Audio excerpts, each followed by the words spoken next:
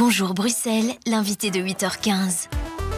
BX1. Et notre invitée, c'est Karine Lallieu, bonjour, ministre des Pensions et de l'Intégration sociale, également en charge de Belliris, le fonds qui permet au fédéral de subsidier un certain nombre de politiques à Bruxelles. On y reviendra tout à l'heure. On commence par les pensions. Karine Lallieu, proposition de réforme de la réforme mise sur la table. Elle est bien accueillie ou elle est accueillie fraîchement par vos partenaires de gouvernement ? Bonjour, alors ce que j'ai essayé de faire, c'est de faire des propositions qui font un équilibre. Un équilibre parce que j'ai entendu énormément de réactions ces dernières semaines, ces derniers mois, de la part d'un peu tous les partis. Et c'est normal, les pensions, c'est important. C'est le revenu de plus de 2,5 millions de personnes aujourd'hui, de nos aînés.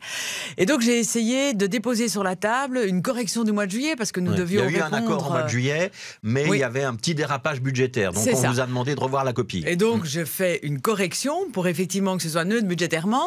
Je fais attention au coût des pensions puisque j'en arrive à diminuer le coût des pensions, mais tout en garantissant effectivement un soutien fort à l'emploi, tout en garantissant effectivement, en diminuant l'impact genre dans le cadre des pensions et aussi en faisant attention aux travailleurs les plus fragilisés. Diminuer l'impact genre, je traduis pour tout le monde, ça veut dire qu'on est attentif aux carrières des femmes qui est souvent un peu plus compliquée que celle des hommes parce qu'il y a congé paternité, parce qu'il y a plus de temps partiel, etc. Ce qu'on voit encore aujourd'hui, malheureusement, c'est que la règle sociale fait que les femmes interrompent leur carrière pour les enfants, pour des soins. Elles ont des carrières moins longues, plus irrégulières. Et donc, nous devons protéger ces femmes aussi dans le cadre de leur pension pour éviter la pauvreté des femmes quand elles sont âgées. Alors, je voudrais qu'on rentre un petit peu quand même dans le détail de ces mesures correctrices que vous avez présentées dans la presse hier et qui devraient être débattues vendredi en Conseil des ministres. Le bonus pension, donc c'est l'idée qu'on allait attribuer 2 € par jour supplémentaire à ceux qui travaillaient au-delà de l'âge de la pension.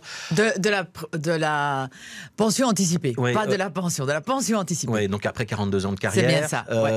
On va le réduire, enfin on va pas le réduire, on va le lisser un petit peu. Alors ce que je propose simplement, c'est que pour les tout hauts revenus, il n'y ait plus de possibilité de bonus parce que ces personnes-là travaillaient déjà. Mais donc pas pour les bas revenus, là il n'y a rien qui change. Pas pour les bas revenus, pas pour les basses pensions, parce que là c'est vraiment un plus pour tous ces travailleurs qui verront leur pension significativement augmenter dans le cadre effectivement de leur retraite. Et c'était important de soutenir ces travailleurs qui n'ont pas des grosses pensions. Et pour moi, c'est là l'importance du bonus, soutenir le travail et les travailleurs qui ont moins à partir de quand revenus. C'est un gros salaire, une grosse pension, Karine Lallieu? Alors écoutez, une grosse pension et un gros salaire, on parle de haut salaire, mais on parle effectivement, mais je devrais voir ça avec les partenaires de la majorité, de 4 000 à 5 000 €. À partir de 4 000 à 5 000 €, chiffre qui donc visiblement est encore en négociation. C'est les négociations. Moi, je ne suis pas une fétichiste des chiffres. Je veux simplement que là, ce soit les travailleurs les plus faibles qui soient visés par le bonus pension. Donc le bonus pension continuera à bénéficier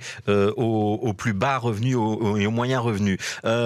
Les règles d'accès à la pension minimum, c'était jusqu'à présent, dans le projet initial, 30 ans pour les salariés et les indépendants, 20 ans pour les fonctionnaires. Finalement, ce serait 30 ans pour tout le monde?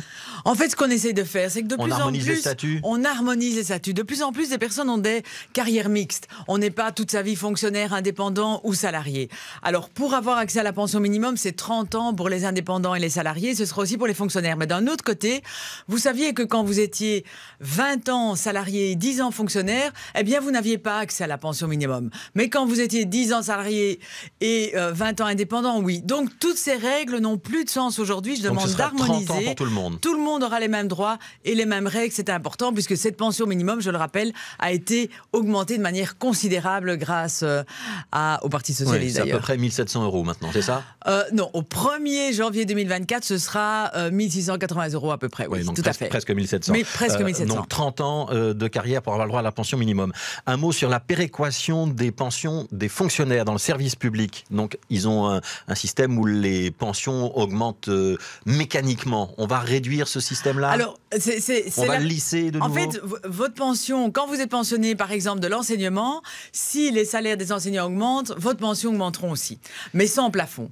Alors je dis simplement que tous les fonctionnaires doivent voir leur pension augmenter de manière égale, mais on plafonnera les possibilités d'augmentation. Là aussi, comme pour les salariés et les indépendants, c'est une question de justice sociale entre les différents différentes fonctions, mais bien évidemment, les fonctionnaires auront toujours droit à l'indexation et auront toujours droit un peu à une augmentation de leur pension, comme pour être une augmentation comme pour le bien-être, comme pour l'ensemble des autres travailleurs. Elle va un petit peu au-delà de l'indexation. Oui, c'est ça. Mais donc ce ne sera plus pour les plus hautes pensions. Mais l'indexation est toujours garantie. Hein. Oui. L'indexation est garantie, mais il y aura cette augmentation, cette péréquation qui sera la même que l'enveloppe bien-être pour les autres catégories de travailleurs. Oui, alors une dernière mesure, et elle fait couler beaucoup d'encre, ça concerne la surveillance de ce qui se pratique dans les entreprises et l'idée qu'on pourrait imposer un système d'amende aux entreprises qui n'emploient pas assez de travailleurs âgés, donc plus de 60 ans. Alors, ça passe pas du tout. Je ne veux pas parler d'amende. À un moment donné, on responsabilise le travailleur en disant vous devez avoir des périodes effectives de travail pour avoir accès à la pension minimum ou la pension anticipée. Je dis à un moment donné que la première cause de discrimination, c'est l'âge. Quand vous avez 60 ans, vous êtes depuis 6 mois au chômage, allez-y pour qu'un employeur vous engage. C'est très très compliqué. Et donc je dis simplement, ok, il y a une responsabilité partagée entre le travailleur et l'employeur.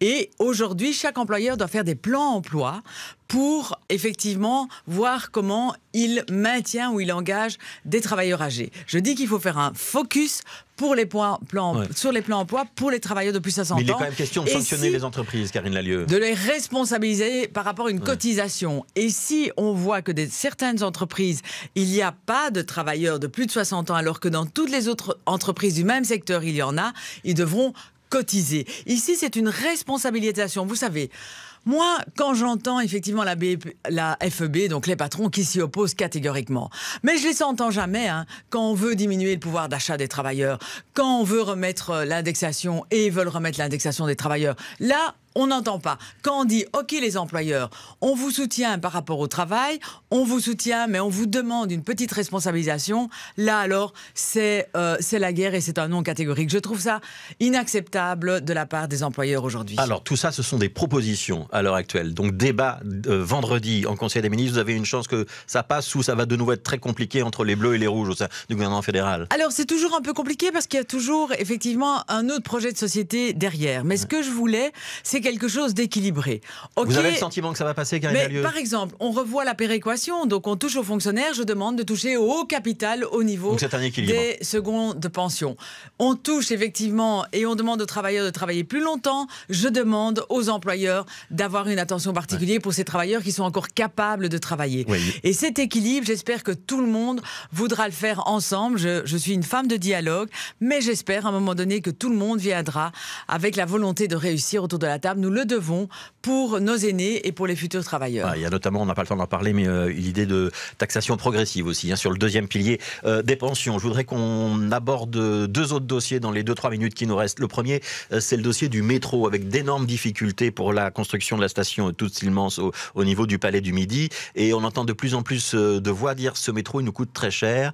La région bruxelloise, financièrement, ne va pas s'en sortir toute seule. Il faut que l'État fédéral, et notamment le fonds Belliris, prennent en charge les travaux du métro. Vous êtes la ministre de tutelle du fonds Belliris. D'accord ou pas d'accord? Alors aujourd'hui, Belliris finance déjà à hauteur de 500 millions d'euros le métro. Visiblement, ça ne suffira pas. Alors, c'est un accord qu'il y a entre l'État fédéral et la région et c'est une convention qui durera jusqu'en 2024. Si la région veut un plus grand financement du métro, effectivement, il faudra renégocier ça lors des accords de gouvernement en 2024. Par contre, Belliris continue à investir dans le métro, puisque nous ne sommes pas responsables, effectivement, de la station Tout-Silmans, mais on continue à travailler dans le métro au niveau nord, sur l'extension vers Escarbeek. Alors aujourd'hui, Belliris a garanti son accord avec la région bruxelloise, 500 millions d'euros. Alors, en 2024, on verra ce que la région bruxelloise demande au fédéral pour voir s'il veut plus financer le métro ou pas. Ça vous semble possible que le fédéral débloque un petit peu plus d'argent pour le métro? Alors, il y a un fonds Belliris, Il y a un fonds Belliris et c'est une négociation toujours entre ce que veut Bruxelles et le rayonnement de Bruxelles pour le fédéral. C'est possible, mais c'est à négocier. Il faudra voir avec les partenaires de gouvernement. Parce que simplement, une convention se termine en 2024. La convention pour le métro entre l'État fédéral et la région bruxelloise. Mais ce que je veux dire... si vous y êtes toujours au fédéral après 2024, vous appuierez les demandes de la région bruxelloise? J'appuie toujours les demandes de la région bruxelloise si elles sont dans un contexte global, mais vous savez que Belléris, c'est beaucoup d'autres choses que le métro, notamment les logements sociaux, et c'est important aussi de financer d'autres types de travaux par rapport à Belléris. Un dernier mot, vous n'êtes pas directement concerné par le dossier, la friche Josaphat et les questions de mobilité où on voit que les socialistes et les écologistes bruxellois n'arrêtent pas de se chamailler. C'est un peu la guerre entre le PS et écolo à Bruxelles. Alors, c'est une question aussi de projet de société et c'est une question aussi d'égalité sociale. Vous savez que aujourd'hui, l'écosocialisme, c'est une réalité pour les socialistes. D'un côté, il y a une énorme friche. Nous voulons effectivement répondre à la pénurie de logements, qu'ils soient sociaux, publics. Il faut construire des logements sur la friche. Il faut construire des logements sur la friche. Friche, c'est l'accord de gouvernement. Par contre, il faut aussi permettre à tous les Bruxellois de respirer. Et là, la proposition, c'est 50-50. Nous répondons à une demande des citoyens, le logement social, et nous répondons aussi à la transition climatique et à la préservation de la biodiversité et des espaces verts. Et donc, c'est ça qu'il faut allier. Opposer le climat et effectivement, une pénurie de logements, c'est opposer les citoyens les uns contre les autres et ce n'est pas travailler vers l'égalité sociale et vers une transition juste. Je demande aux écolos de se ressaisir. Ça veut dire que les différents organismes publics, notamment la Société d'aménagement urbain, ont bien raison d'attribuer le marché sur la construction de logements. Il y a deux choses différentes. Même s'il y a eu une enquête publique et beaucoup d'émotions dans une partie de la population. Mais on doit écouter et on doit toujours rester dans le dialogue. Mais d'un côté, effectivement, il y a un process technique d'un marché où il doit attribuer le marché, sinon il y aura des recours et des amendes. De l'autre côté, il y a le gouvernement qui doit travailler dans le dialogue, et j'espère qu'il n'y aura pas de veto dans le dialogue par rapport à un plan d'aménagement du territoire, ce qu'ils sont en train de faire. Mais on sait concilier les deux, et je demande à tout le monde qui se reprenne un peu en main. Merci Karine Lallieu.